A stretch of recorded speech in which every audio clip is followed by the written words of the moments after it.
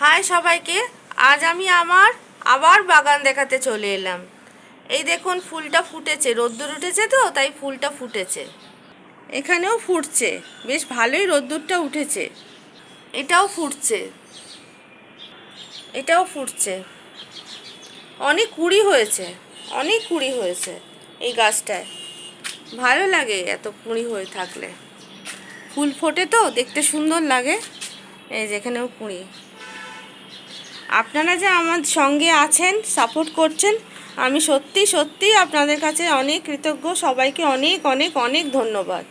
দেখুন এই গাছটা আমার শুয়োপোকায় কিরম খেয়ে দিয়েছে, কুঁড়িও ছাড়ছে না, কুঁড়িও খেয়ে নিচ্ছে। দেখুন লিলি ফুল গাছে কী সুন্দর স্টিকটা বেরিয়েছে, বেরিয়ে এবার লিলি ফুলটা ফুটবে, তখন আমি আবার আপনাদের সাথে শেয়ার করব। এই ফুলগুলোও ফুটেছে। টগর ফুলের কুঁড়ি হয়ে আছে কিন্তু এখনো ফোটেনি, ফুটলে দেখাবো। নয়নতারা ফুল ফুটেছে, এই যে ফুল ফুটে আছে। ধুদ্র গাছ ছিল আমার, সেই গাছটা মরে গেছে। কলকে ফুলের গাছটাই দেখাচ্ছি। এই দেখুন কত হয়েছে, এক ঝাঁক হয়েছে, কুঁড়ি হচ্ছে।